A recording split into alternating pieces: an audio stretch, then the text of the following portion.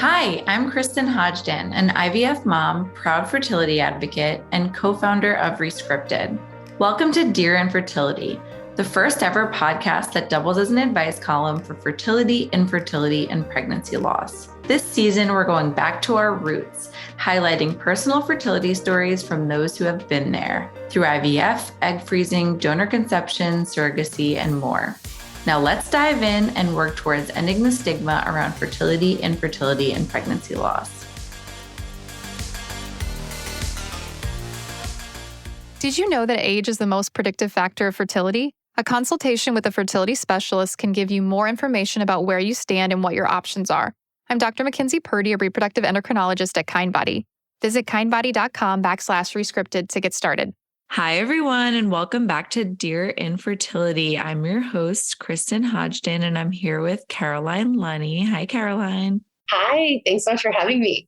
Of course, I'm so happy to chat. We chatted a long time ago on Instagram Live. So excited to reconnect and hear more about your egg freezing journey. So for those of you who don't know Caroline, she is a Bachelor alum and realtor who has spent nearly 2 years dedicated to her fertility journey. Now she's sharing everything she's learned to help other women who may not even know they're in the same situation. So Caroline, before we dive into sort of the nitty gritty, would you mind giving everyone sort of a brief overview of your journey in your own words? Yeah, so I went on The Bachelor a few years ago, and it's funny. So like whenever people go on The Bachelor, like you see like all of a sudden now there's like this little influencer and everybody has an ad. And I was watching all of my friends do the modern fertility ad. And I was like, oh, that seems fun. And I was like, I'm going to do that. And like, truthfully, like, I just was like, I'm probably like super fertile. Like, and I just like kind of like, I didn't think anything was wrong. I had, very regular periods. And I just think I honestly wanted bragging rights to be like, look at how great I am. So I reached out to my agent and I was like, hey, like, I would love to do this too. And he was like, sorry, they're only looking to work with like serious couples right now. They're not looking to work with single sad people like you.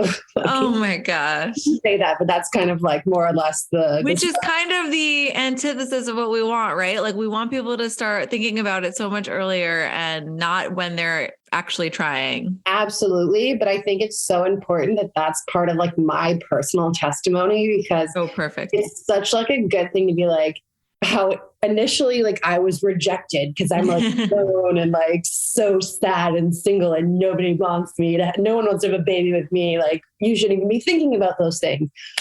Girl, all the more reason to be thinking about those things. Exactly. So, anyways, I was humbled and rejected for the modern fertility ad by my agent. And then I just was like, all right, well, like whatever. Didn't think anything of it. And then like maybe like a year and some change later, I don't know what it was. I think it's just intuition. And I think like your mother's intuition kind of is just, it's there. And I think our bodies are so much more smart than we give them credit for. Because I have no idea what called me to take that test, but I bought it. I paid my own money for it. I used my friend's code because God knows they didn't give me a fucking code. So I was like, fine, I'll pay for it myself. Thank God I did. And thank God it wasn't even like I had this like looming gut feeling. It didn't even seem like anything monumental that I was doing. It just seemed kind of like, I don't know. I'm the ultimate consumer. I'm like, oh, what's this? I'm swiping up. Like I want to buy these things too. I'm so easily influenced and thank God for that. So I took the test, no big deal. And I got my results back and, I was about to go in the grocery store and I remember the thing came up on my phone and I was like, ooh, what does this mean? And I'm going through them all and it's like normal, normal, normal. And then it was like in the red and it was like, kind of like, hey, like this one is important. And I was like, AMH, what's that?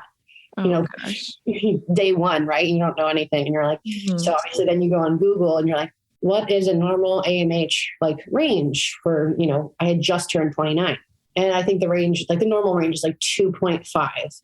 And then it says low is 1.0. And I'm like, wait a minute, what's mine? And I look at my results and it's the 0.3. And I'm like, wow, wait a minute. Low is 1.0 and I'm at 0.3. And so then modern fertility is great because they have like a nurse call you and set up a whole thing. Although I will say this, my phone call with that nurse could have gone a little bit better. And I've talked to Modern Fertility about this, and they're like, we are going to, like, this is very important. So they're like, we take this very seriously. And so they've had a talk with the people who work with them just to kind of explain things a little bit better, because I was like, hey, like, what does this mean? Like, am I going to be able to have kids? And she's like, oh yeah, you'll be able to have kids. She's like, you just need an egg donor. And it was just very like point blank, like had no, like, she shouldn't have said that to me. But I mean, if you like flat out, like, look at my numbers, truthfully, I had like 6 people say that to me. So she was just the first one. But a Modern Fertility has gone through some things where they're like, hey, like, we're not going to, they take that very seriously. You can't just like give a blanket statement like that, whatever. And so they've been phenomenal, the way that they really cater to women and really empower women. And it's just, I owe them everything. And so I'm insanely grateful for the convenience of this test, because not only did it give me the power to like check in on myself, because doctors aren't checking these things. No one's checking these things. You're 29, you're single, and no one, whatever, all these things that they like, again, a general blanket statement for this whole world of fertility. But so that thing with Modern Fertility that was great is that I then went to my gynecologist and I was like, hey, like, I want you to run my fertility labs because I have this Modern Fertility result here. And it says that this is low. And then something was high. I don't remember what the other thing was, but maybe FSH. That's what it was. Yes. Yeah. I wasn't like sure, but then I was like, yeah, I'm pretty sure it's FSH, but whatever.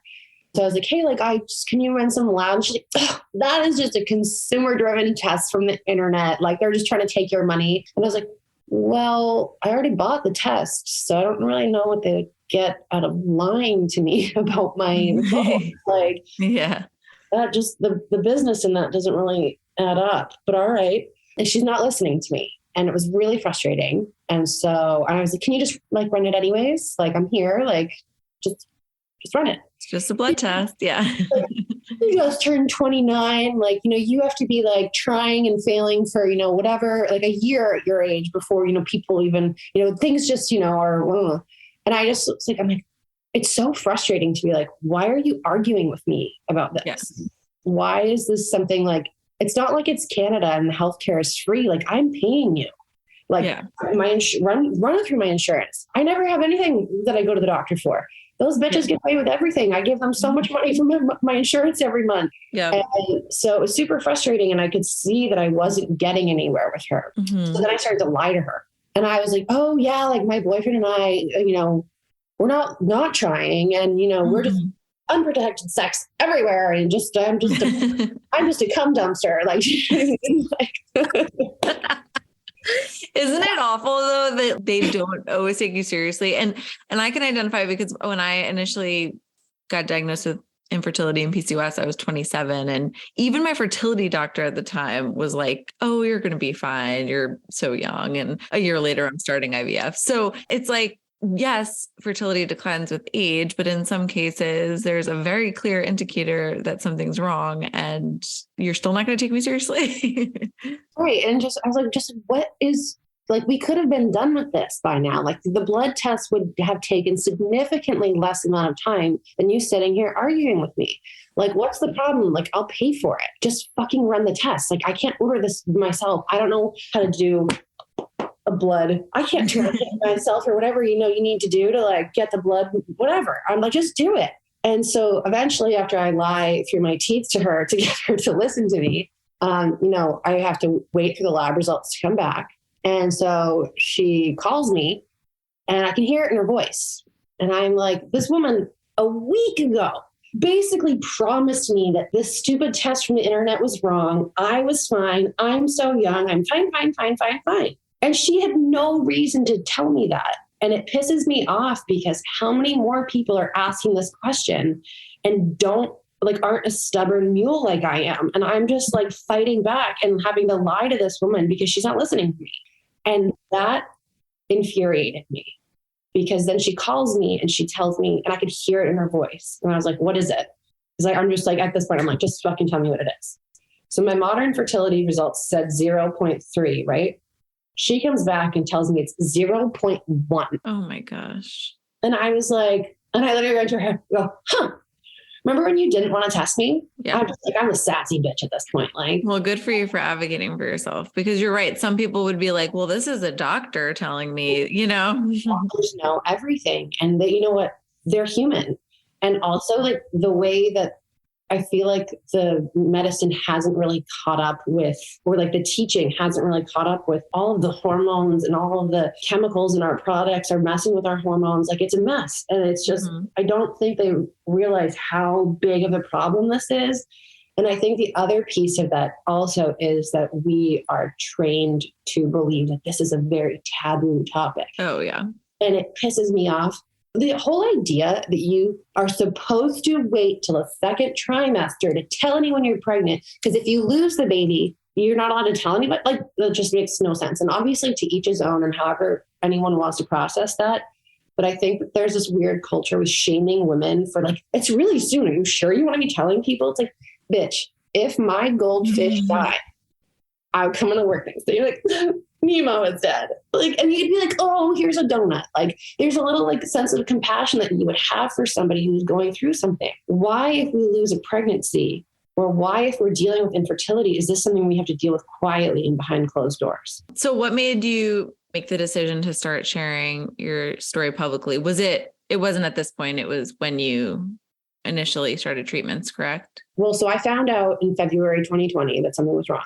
And then not only did COVID happen, I was like patient X. I had COVID before we had even gone into lockdown. And so at that time, it was really scary. We didn't know anything about COVID. And so like I was at my mom's house and she locked me in her master bedroom because there was like an ensuite. I was in there for 4.5 weeks. She didn't let me leave the room for 4.5 weeks. Oh my gosh.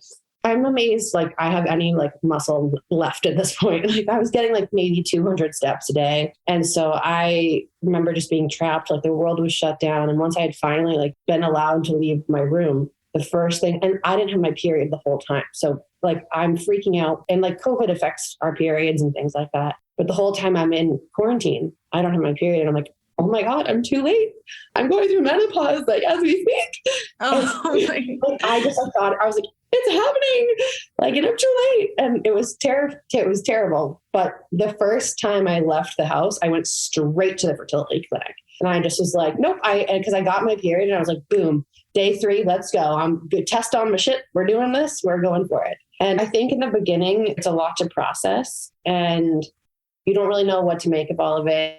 And, you know, you're told like, you shouldn't tell anybody. Like, you know, we don't know what this is. And, and I don't do well with being told to keep quiet. It's just not my thing. It's never been my thing. Like, I like to talk about my feelings. I like to talk about what I'm going through. It helps me. And I will say this, the worst part, I mean, you have a podcast, you get it. But the worst part of this whole journey was the part where I was quiet. And when I was dealing with it alone, nobody knew what I was going through. And I was just left with these doctors who like weren't being compassionate. And it was awful to deal with it alone. When I first found this out, I didn't get out of bed for 3 days. I was devastated. When you got the results from the OBGYN, what was her suggestion? To go to a boutique fertility doctor. She said, don't go to a big name. Okay. She said, go somewhere small. You're going to need like boutique care. Okay. Which was actually great advice. I didn't immediately take it just because I didn't know where to start. And so I asked a friend, where to go. And I won't name names because I didn't enjoy my experience with the first one. And I think that this is it's all part of my testimony. And I feel like it had to happen. I hated the clinic that I first went to. It was very cold. Mm-hmm. It was very emotionless. It felt like a doctor's office and it felt sad. Like the energy in the waiting room was just sad. Everyone was like, it sucks. Like being in the waiting room at the fertility clinic blows.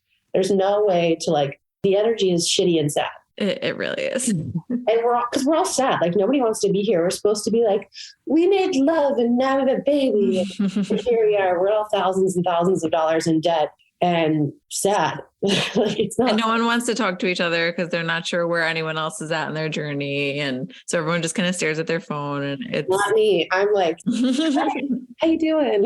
And I need that community. Yeah. And even just complimenting somebody's outfit in the waiting room was helpful. And just because it was like, oh, what a pretty dress. Just something to be like, hey, we know that this sucks, but let's talk about anything else to make it fun. More of that, please. And so when I first went to that clinic, they ran my labs and the numbers, were still pretty shitty. Nothing had improved. shocking. And so we did the ultrasounds or whatever. And they're like, oh, well, you don't have, it was either 4 or 5 follicles is what like they needed to do a retrieval. And I was like, oh, okay. So we'll try again next month. And she was like, yeah. And now I know that she didn't believe me when we said that. Like, and she, she was just lying to me basically, I think, because I never had over 5. I've never in all the years I've been doing this now, and every ultrasound I've ever had, I've never had more than 2. It's just never been how it's gone for me. So if I had stayed with that clinic, they were never going to help me. There was nothing they could do. And so I've later learned through doing all this that a bigger clinic focuses more on their stats, and because they want to have a higher success rate. So that's why it's really important to shop around and go to a boutique clinic if you can find one, because they didn't care about me. They cared about their numbers. They cared about being like, look how successful we are. And it's like, yeah, well, you were 0% successful with me. So fuck you. So how did you ultimately find Dr. Amy, who I know you love? I'm going to burst into tears because I can't even tell you how much I love this woman, and I'm so grateful for her. And it's just so funny the way the stars align for everything. So I was Miss Massachusetts in 2014, and the girl who is Miss Massachusetts in 2013, and I were friends and followed each other on social media. And thank God she was put in my life because, I'm talking about this on my stories and being like, hey, this is, what's going on. And I don't really know what to do. And in the beginning, it's really confusing. And I'm so grateful that I had this community of women listening to me, and everyone's like, oh, I've got this, or why don't you try that? And I know people love to shit on people for giving their unsolicited advice, but I'm so grateful that people came in and chimed in because it helped me know where to look, and it helped me know where to turn. So my friend was like, you should reach out to this lady. I think she's called the Egg Whisperer. And I was like, I love good branding. That's fun. And so I was like, I'm already working with this other clinic, and I don't know what to do. So I just could use somebody. She's like, she'll look at your stuff and she'll just tell you, maybe a different perspective or whatever. She's out in San Francisco. So what am I going to do? I'm in Boston. Cut to, I moved there. Oh my God. For that reason, or? Oh yeah. I literally moved there to be with her. I guess that in a bit, but so she had, I call with Dr. Amy. And because I thought she'd be a project manager. I paid her I don't know. I paid her a good amount of money for a phone call consult. And I just was I just need somebody else to look at stuff, and I don't know what to do. And thank God it just was divine intervention because she's my family now. But so she, I had to send her over all of my labs from the other doctors, because, I already have these labs. We don't need to run more. Let's just look at the old labs. So the first thing she says to me when we got on the phone is she's like, okay, so about your autoimmune disorder. And I was like, this silly little woman. I was like, no, that's my aunt. You must be reading my family history. And she's like, has nobody talked to you about this yet? And I was like, what do you mean?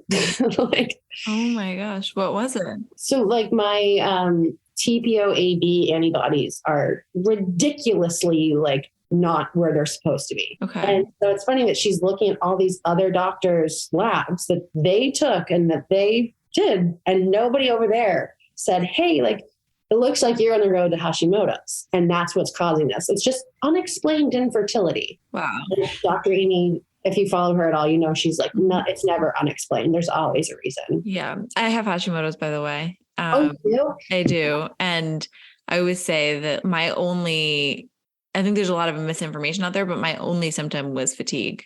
And it was the height of COVID. And I was like, oh, I have 2 little ones. It's probably just being a mom. I just thought I was lazy. And I'm explaining this crushing fatigue away. And I had a full-blown autoimmune disease. So yeah. So what do you do for that? What are you? I'm on levothyroxine, which is Synthroid is another name for it, but it basically gets my hormone levels where they need to, my thyroid levels where they need to be. And I go every so often for thyroid ultrasounds and repeat blood work, basically. But thyroid and fertility are very interconnected. And so if you haven't, for those listening, had your fertility doctor or your OB/GYN run your thyroid levels, you should, just to kind of check that box. Yeah. If you're being told that you have unexplained infertility, just call Dr. Amy.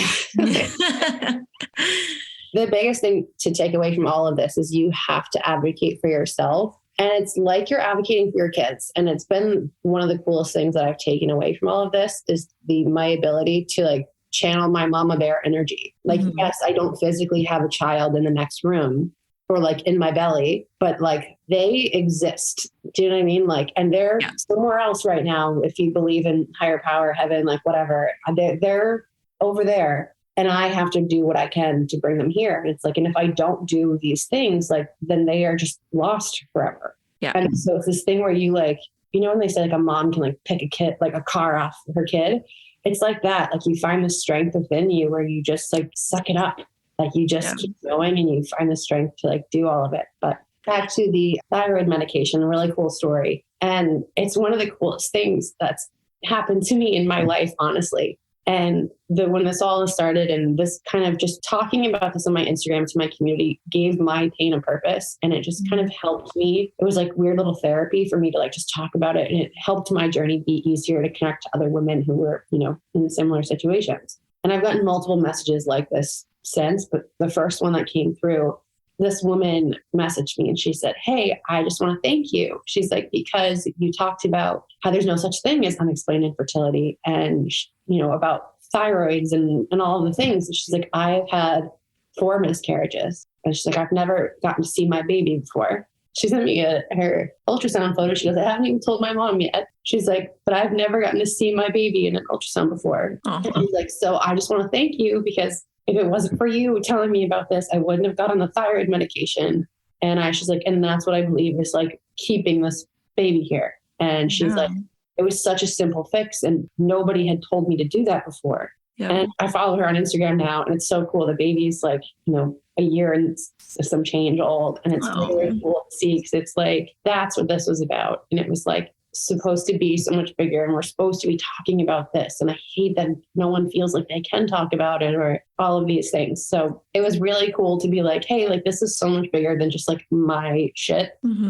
Affecting all of us. And it was just really cool to be like, okay, this is why this happened to me. Because like, it's hard, you know what I mean? Like you go through, why? Like, I'm a good person. I don't deserve this. This blows. Like, what the fuck did I do to deserve this? And then it's something like that. You're like, oh, this is why. Like this is so much bigger than me. It had to be this way. And it was cool. So it made it all kind of worth it.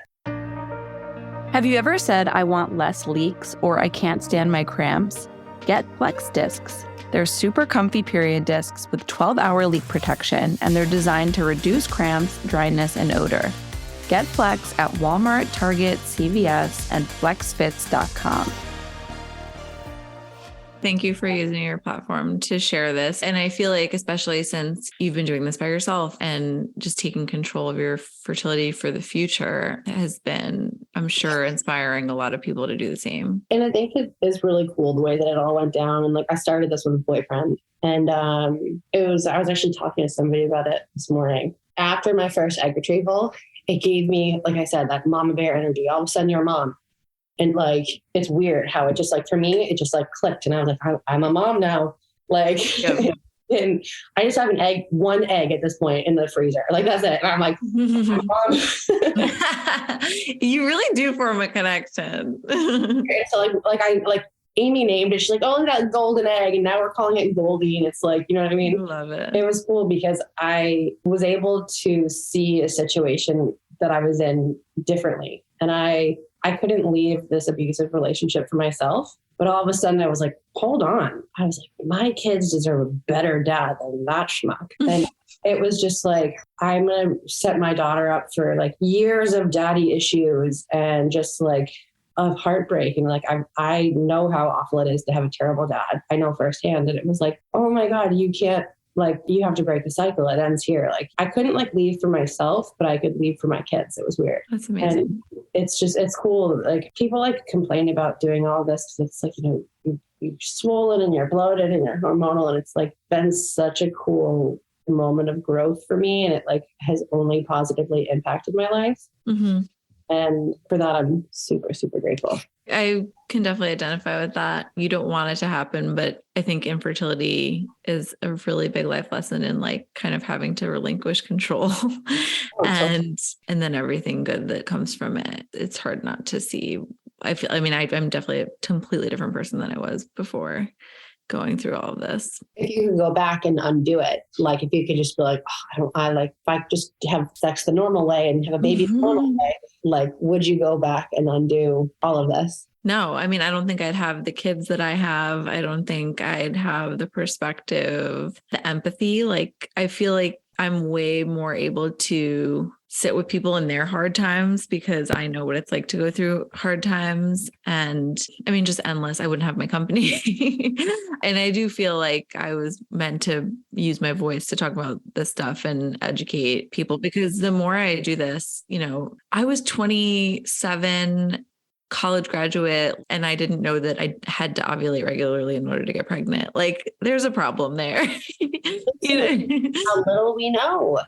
Yeah. And so, I mean, we're hoping to even catch people earlier when it's like, because I think so many people think like, oh, because I'm in my 20s, I don't have to think about it. But I personally wish that every OBGYN's office would just like blanket test women at like 25 or maybe 30, but 25, absolutely. I think the sooner the better. I think if you can get, a fertility whole panel done or whatever, I don't know how to write a panel or whatever.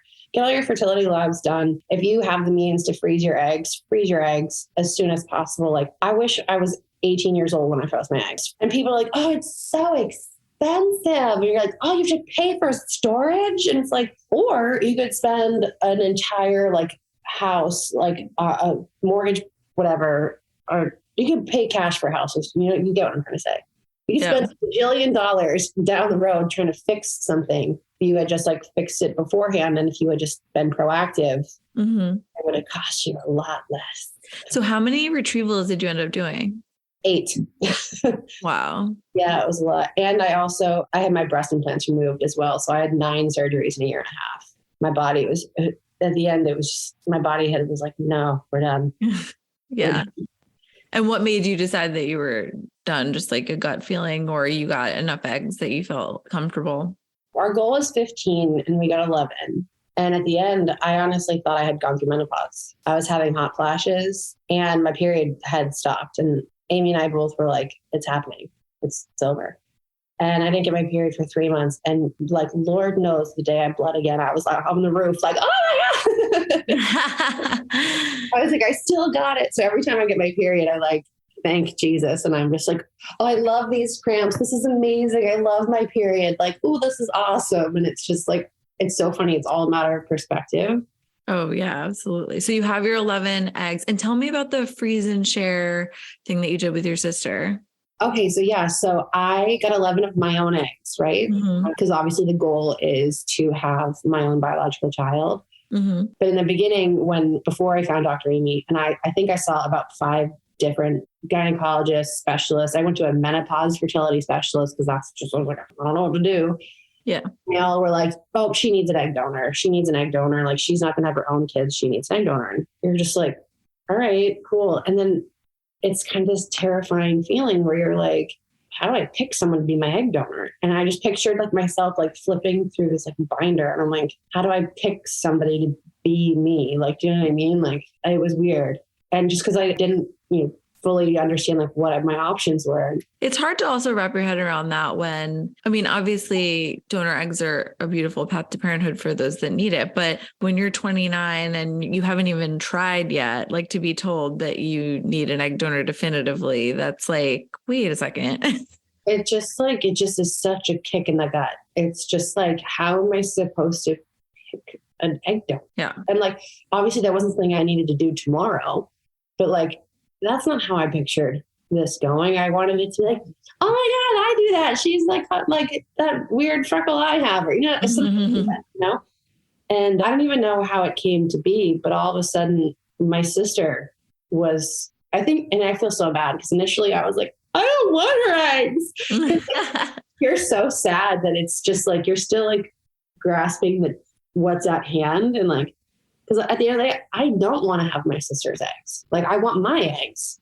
However, I want to be a mom and I want to experience pregnancy. That is something that my heart is pulled towards. It's always just been something that I've known that I wanted for myself. And there's just no world where I was ever I don't know if I want kids. I'm I can't wait. I love it. I love all of it. I want all of it.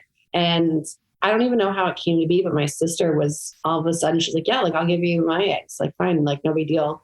And we just figured, when the time came, she would do that. But Dr. Amy was like, no, let's go in and get these now. And I love that because why wait? Because maybe my sister's going to have the same problem that I do. Yeah. And my sister is just the most phenomenal human being. So she did her modern fertility test. And she literally didn't tell me for weeks that when the results came back, because she had like passed with flying colors. Like her AMH is like top notch, best of the best, great news. And she told my mom that she was sad because she wanted her numbers to be bad so that I could have someone to go through this with. Oh. I was like, oh my God, the level of kindness and compassion in your heart is just, I hope my kids get that. I hope, like, you know what I mean? Yeah. And I was like, I love you so much for being that person who thinks like that. But I'm so happy because I wouldn't wish this on anyone. And also, can I have some of your eggs? But yeah, so she came out and we did a whole egg retrieval together. She did all the shots. She did everything. She is a spring chicken. Let me tell you, she had 27 follicles. She had 27 follicles, but 27 were retrieved and 20 of them were mature. Wow. Unbelievable. Awesome. So the freeze and share program that Dr. Amy does is really cool because she's seen a lot of this happen a lot. So if you're familiar with donating eggs, you're familiar with the idea that people will get paid to do this, right? So people will, donate their eggs to a couple or an individual, however, it works. And so then maybe, she has no problem donating to so-and-so, giving them her eggs. And then down the road, when it's time for her to have her own baby, there's nothing left. Just for people who don't understand this, I don't want to say like she gave them those eggs and then she ran and that's why she ran out. That's not how it works. Like that's just, you're not going to run out based on an egg retrieval. Yeah. But so the whole idea with the freeze and share is that you shouldn't have to just give somebody else eggs and then be left with nothing. It's so amazing to be able to do this where you don't. So with a freeze and share, my sister got half and I got the other half. So if God forbid something happens and Courtney needs them, she has 10 eggs on ice ready to go. And they're beautiful 25-year-old eggs. They're like, couldn't ask for a better time to like freeze your eggs, right? In peak performance. But it's nice to have the option to have your own eggs and then also donate to somebody who can't have a child on their own. And I think it's such an amazing gift to give yourself and also someone in need. And so with the freeze and share program, the donor recipient is the one who pays for flights, hotel, the whole egg retrieval. Like there's no cost and like all the medication, everything is covered by the donor recipient. And so the donor just gets the whole experience for free and gets to keep half of her eggs. That's awesome. Whereas like if you're going to donate, typically you make money, but you might as well save some for yourself. If you want kids, freeze your eggs. Freeze them yesterday. Yeah, that was going to be my wrap up question, which would just be if to anyone who's thinking about freezing their eggs, what advice would you give? Do it now. Do it yesterday. I mean, I think it's so sad to watch, but I'm so grateful that she came out and spoke about it. But perfect example, Jennifer Aniston has more money than God, has every doctor in the world would want to work with her and want to help with her. And this is the one thing that doesn't give a shit about who you are and what you've got. Yeah, I read something that said that her story is the one that's going to have the biggest impact because it's real. You're right. Infertility doesn't discriminate. It doesn't care how old you are, who you are. And at the end of the day, like, yes, could she have used an egg donor or a surrogate or whatever people want to say? Maybe, but this is her journey and she wasn't able to get there and that's reality. And, I'm so grateful that she came out and spoke. The only thing I wish is that she came out about it sooner. I wish I had heard about this years ago, but I probably wouldn't have listened because I was so arrogant. I thought, oh, I'm going to have such great numbers. I'm going to brag about how great my fertility is. And I think it's so ridiculous that we've been brainwashed to believe that hey, if you have sex, you're going to get pregnant. And it doesn't matter what time of month we are having sex. It's we know nothing about it. And it's so sad that we are just so naive with all of this. I don't know. I think it's so great how people are speaking about it, that Jennifer Aniston came out and talked about it. And then it's just becoming a more common thing to talk about. So that way it's on people's radar because we're not guaranteed anything. So just freeze your eggs. And if you don't have the means to freeze your eggs, look into the freeze and share program because you can literally freeze your eggs for free And I know some people, when I talk about doing the freezing chair, they're like, I don't want to like have somebody like have my kid out there. And I get that. But also like, if you can remove that kind of way of thinking about it and think about like, I didn't have a sister, let's say. I need someone to donate their eggs so I can have kids, so I can get that experience. And so it's like, I get that it might be hard for somebody to wrap their brain around the idea of donating, but like some people just don't have another option, and you're giving someone the greatest gift that you can give them. And not only because like it's not as that easy, like, oh, just adopt. It's like, sure, adoption is great and that's a beautiful thing, but also like it's hard to adopt. It's expensive to adopt, and sometimes that doesn't even work. But also it's like, I want to experience being pregnant. I want all of that. So just if you're listening to this, be open to the idea of sharing your eggs with somebody, because some people don't have sisters or a friend who's able to do so, and you'd really be making their life. So absolutely. And lastly, what would you re-script about for those who might be nervous about like the physical, mental, and emotional aspects of egg freezing and the whole process of IVF? What would you sort of re-script about the way people think about that? Lean into it. I think the best thing for me in this whole experience is I just leaned into it. Like I knew I was going to be hormonal and I was going to cry and it was going to be a roller coaster. And I think when you just like lean into it and know that it's not always going to be like that. It's not like, when you have the stomach flu and you're like, oh my God, it's hot lava coming out of me. And I hate my life. And you're just like sitting there, like holding yourself in a little ball. And you're like, life is always going to be like this. No, it's like 24 hours and it passes and then you're fine. But in that moment, you feel like this is the worst thing that's ever happened to me in my life. It's always going to be like this. It's not. It's just, you just have to like suck it up for a little bit and know that you're going to feel like shit, or you're going to feel bloated and you're going to be farting up a storm. I'm very grateful that I was single for the majority of this process, because the tooths, let me tell you, they're unreal. They're next level. And the bloating and as somebody who has like body dysmorphia, and I used to have an eating disorder, like I know some people have a really hard time with the bloating aspect of it. Get some fucking yoga pants, put on your lines, put on some comfy sweats and a baggy sweatshirt. And I would just like go for a walk and I would put my hand on my bloated stomach. And I just was like, this is like my pregnancy journey. Like this is part of it. Yeah. And think about it like that. Like think about when you actually get there to have the baby, like your body's not your own. You have to. It's kind of mentally prepares you for kind of that having to let go because your body isn't going to be your own at some point. I think the best thing is just to surrender, lean into it. Also use it as an excuse to like just do nothing. Like be like, hey, I'm sorry, I'm like, so tired from all my things. Like just tell people that you're going through it, and it's a get out of jail free card. Like lean into it. Like let it be like cake. I have to have the cake right now because hormones. Like it's the ultimate get out of jail free card besides actually being pregnant. So. Well, I love that advice, and thank you so much for sharing your journey and all that you do to use your platform for good in this fertility world. And I'm so happy you have your eggs waiting for you. It's wild though to be done with it and to like, it became like my identity. Like I put in 2 years, like I put a solid 2 years, and I literally moved from Boston to San Francisco without knowing anybody. And just so I could finish doing my eggs, because I had an egg retriever where Dr. Amy looked a little bit scared. She looked like she was like, we're getting to the end. You know what I mean? And I didn't like, I was like, oh, you never made that face before. I was like, all right, we got to go balls to the wall. And so I like literally right after that, I signed a lease for an apartment out there. I went home and I packed some stuff and I came right back. I was like, nope, we're doing this. We're going all in. So, and what an awesome story to be able to tell your future kids. It was good. It was really like, it was hard, but it was a really cool chapter to learn how strong I actually am. I don't think I ever thought of myself as like someone who was strong before. And now I'm like, bitch, like, look at you go. I feel that for sure.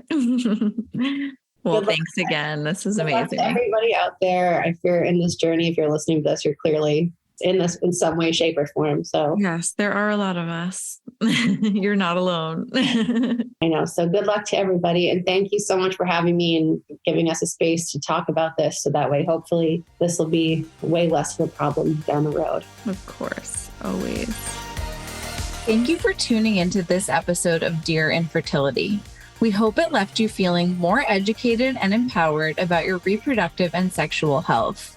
Whatever you're currently struggling with, Rescripted is here to hold your hand every step of the way. If you liked today's episode and want to stay up to date on our podcast, don't forget to click subscribe. And to join Rescripted's free fertility support community, head to rescripted.com.